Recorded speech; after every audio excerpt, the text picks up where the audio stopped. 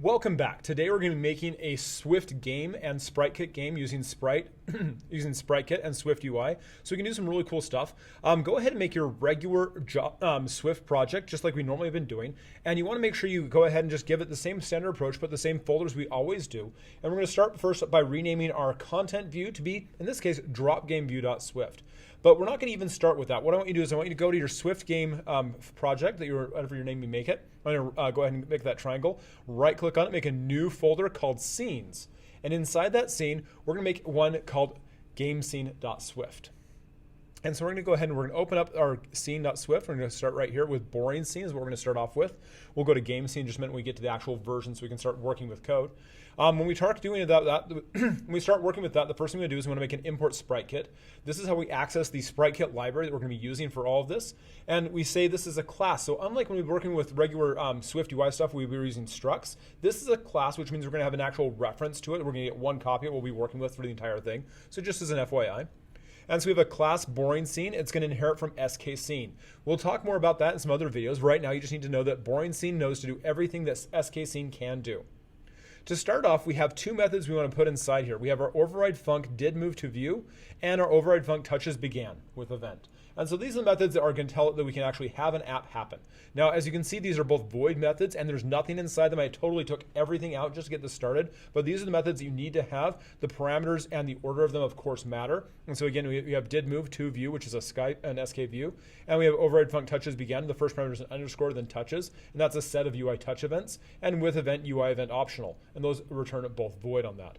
Then we want to go ahead and we want to go into our controller folder, we always do, and go to our drop game view Swift. And this is where we're going to specify the components for that. Let's go ahead and resume the build for this so we can see what happens. And so the first thing we have to do inside that, of course, we rename the file from content view to be drop game view because that's what we're working on today.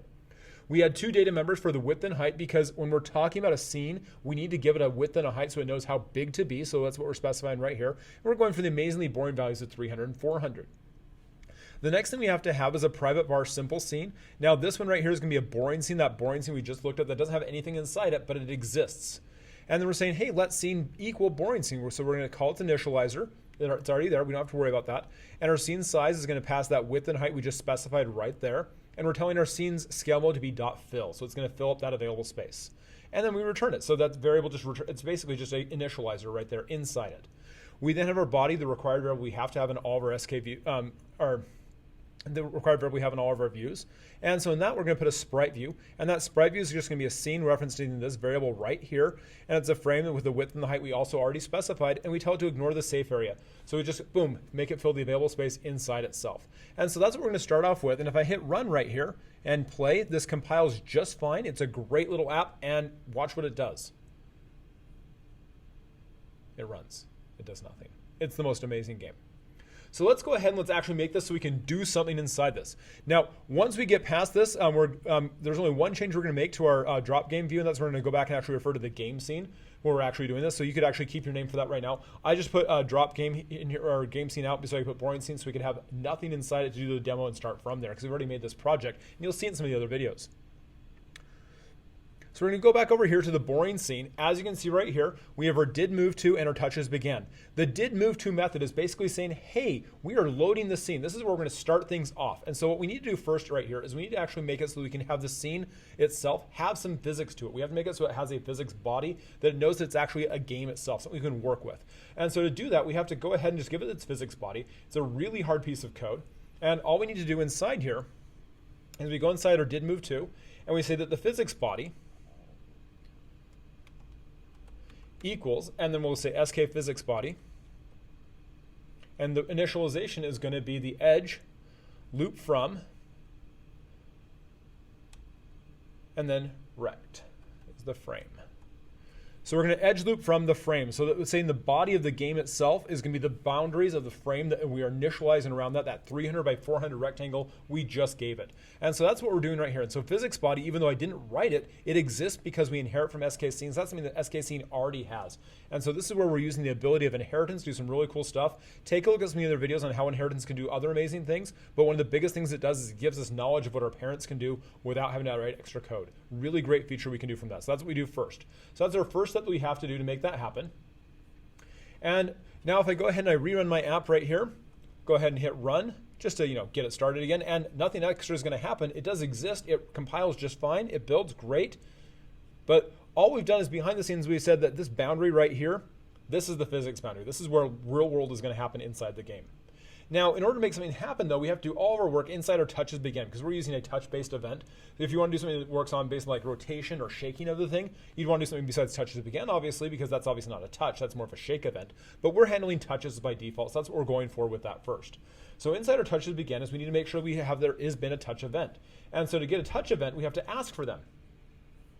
And so we ask for the touch events right here, and we use what's called a guard let pattern, because we want to see, is it okay to actually grab it? And so we do guard let, not guard let touch, and it's going to equal touches dot first. And so then we have else and some squigs and return. And we'll put spaces around that to make it look really nice. So what this is saying is, hey, this touches variable, this interior variable right here, if we can get access to this, then let's do it. If we can't, we're just returning. We're leaving the method. We're done. We can't get anything. No reason to crash. We're out. So if that's the case, we're going to go ahead and we're going to actually build some stuff up. So the first thing we want to do is we want to make some variables. We're going to make our favorite color of magenta happen.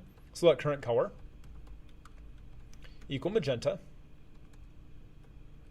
And when we're talking about SpriteKit, we're using UI color instead of just color. So we just have to use the preference of UI color.magenta to make that happen. And then we're going to do a let width. And it's going to be a random number, because we're going to make these be random sized blocks because, hey, it's more fun that way. And so we're going to do a casting initialization on here of arc for random. And we're going to take that random number and we're going to modify it or modulo it by 50. So it's going to be at most 49 things big, and say our let height. And it's also going to be an int. And again, arc for random. And we'll modulo that also by 50, so it can be up to 49 squares big. Easy stuff. And we're going to do let location. To put this all in the same block here. And let location. And it's going to be touch dot location in self. So we're going to ask the location we're working with, hey, where are you? I'm going to be the scene right here inside self. And so right now, this simply just grabs it right here. It's giving us a location. So wherever I click on right here, wherever I click right here, that's what it's getting. And it's saying the color is going to be magenta. Here's my width and height, and I'm going in for it right here. So that's what we're doing right here. The next step we want to do is we need to make sure we can make an actual node that can have that with this. And so to do that, we need to put a node inside there by using a couple different pieces. We have to actually create the node, and we have to actually add it to the thing. And so to do that, it's really, really hard. So to put the node inside there, first thing we have to do is we have to say let node is going to be a SK sprite node, because we're putting sprites inside here. That's how we handled what we're working with. And I'm going to say node, hey, you're a sprite node, and your color is going to be current color, because I like magenta. It's a nice fun color. How big are you? We're going to make a CG size that's width, and height is height. I know, craziness. And then node, what's your position? Well, it's at that location I just made. So I got the location from the touch, and I assigned that to the position of the node. And the way we put them in is we say add child, because what we're doing right here is when we're talking about SK scenes, what we're really dealing with at the very back behind of everything is a tree data structure, and that tree data structure is where everything happens. And so if I go ahead and I run my app right now, and I add this to it, I have the most amazing, boring game ever. I click on boxes or spots, and I get cool, randomly sized rectangles everywhere I click. Okay, that's pretty cool. I can click anywhere inside here, and I get random sized boxes. I can even click on existing spots, and okay, that's cool. But they just sit there. I want gravity. I want some cool stuff to happen. And so in order to add gravity, we have to tell the physics to actually do some stuff with this. And so we have to add on top of the actual physics body, what we have to do is we have to add on top of this node, we have to tell the node, hey, physics happens. Because although we gave a physics body right here to the actual window itself, the game we're working with, these blocks themselves, the nodes that we're creating, they don't know about physics. So in order to add that physics line right here, we just have to go ahead and we have to add a line that just tells the node that it's got a physics body. So let's do that right here before we call the add node or the add child to it. So we're going to go right here and we're going to say node.physicsbody. And we're going to assign to it SK physics body. And we're going to pass as a parameter to the physics body, we're going to pass it a rectangle of, and then we're going to say CG size. And we're going to pass it the, guess what? That's right, the width,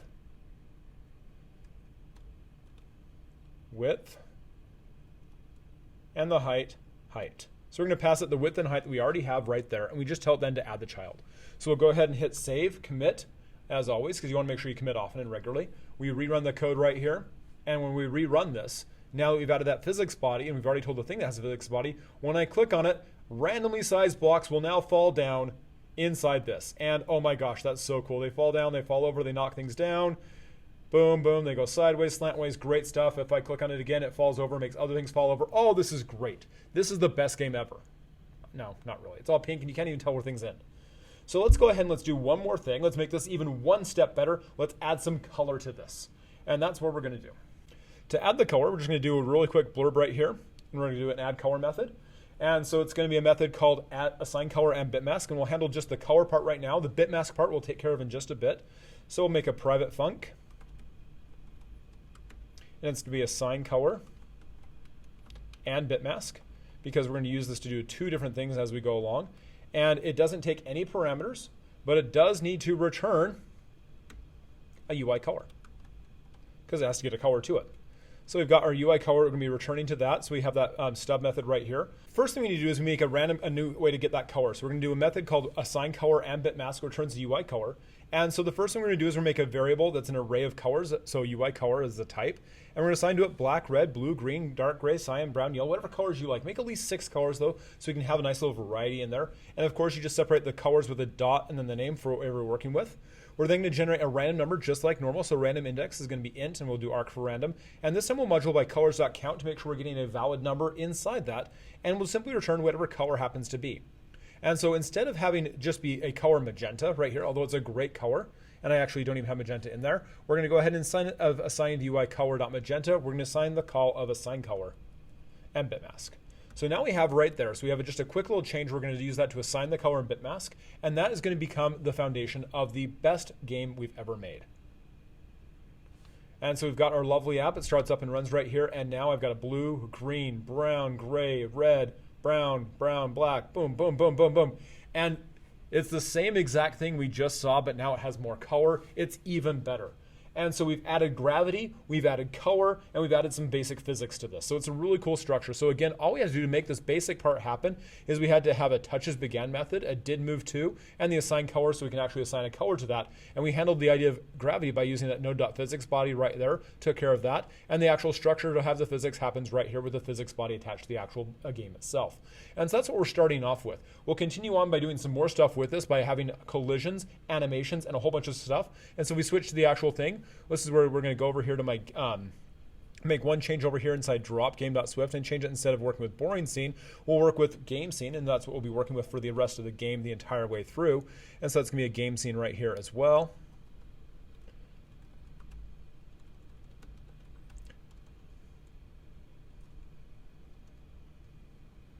And so I'm going to change it. Instead of working with the boring scene, which is just that quick little demo to show that off, we'll switch it to game scene.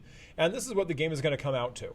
As we play the game, we'll go ahead and see what happens right here. We won't make any more changes to the drop game view. That's the same it's going. We can click on it, it'll keep score, and it'll play sounds and cool explosions and all sorts of cool stuff that'll happen. And we'll learn how to do that as we go through the rest of the lectures. But thanks again, have a great day, and we'll see you in the future. Cheers.